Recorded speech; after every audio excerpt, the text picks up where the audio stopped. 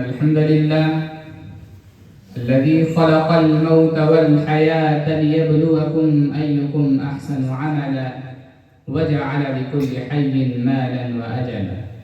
وبعد، فيا أيها الإخوة المؤمنون، المنهمك في الدنيا، المكب على غرورها، المحب لشهواتها، يغفل قلبه عن ذكر الموت فلا يذكره، وإذا ذكر به أحد كرهه ونفر منه. فالناس صنفان: صنف يعيشون غافلين لا يفكرون إلا في دنياهم، إلا في شهواتهم، إلا في مصالحهم العاجلة.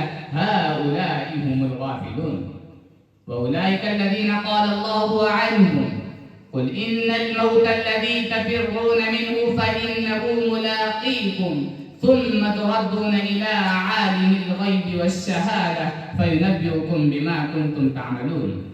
وهناك صنف آخر يعلمون أن مع اليوم غدا، وأن غدا لنازله قريب، وكل امرئ مصبح في أهله، والموت أقرب من شراك نعل.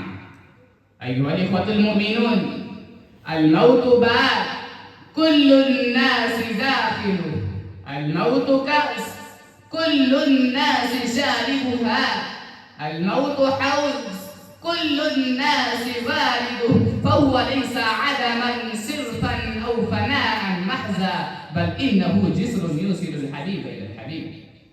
الأنبياء كلهم ذاقوا حرارة الموت، فسيدنا نوح عليه السلام وهو أطول الأنبياء عمرا لما جاءه ملك الموت حينما جاءه ليتوفى سأله: يا نوح، كيف وجدت الدنيا؟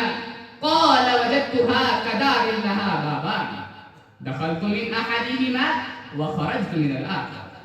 يوسف عليه السلام لقي في الدنيا ما لقي من محن ومنح، ثم آتاه الله تعالى الملك وجعله على خزائن الأرض، ثم كان مصيره ما حكاه القرآن الكريم بلسانه: رب قد آتيتني من الملك وعلمتني من تأويل الأحاديث، فاطر السماوات والأرض، أنت وليي في الدنيا والآخرة، توفني مسلما وألحقني بالصالحين.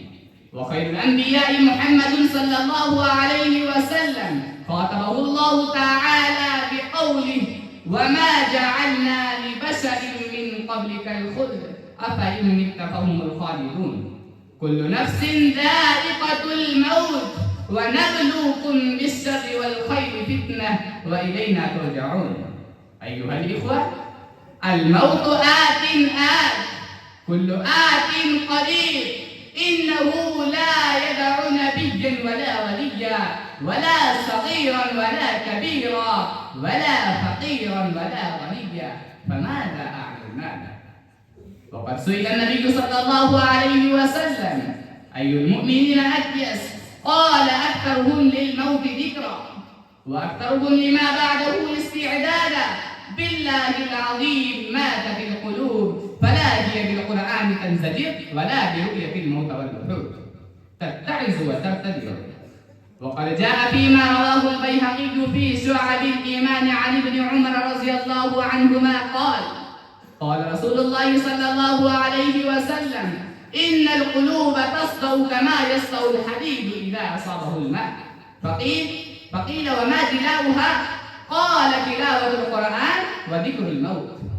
وقد ترك النبي صلى الله عليه وسلم واعظين بليغين ناطقا وصامتا، فالناطق هو القرآن، الصامت هو الموت. وجاء فيما رواه الترمذي عن رسول الله صلى الله عليه وسلم: أكثروا ذكر هذه اللذات، يعني الموت. أكتفي بهذه الكلمات.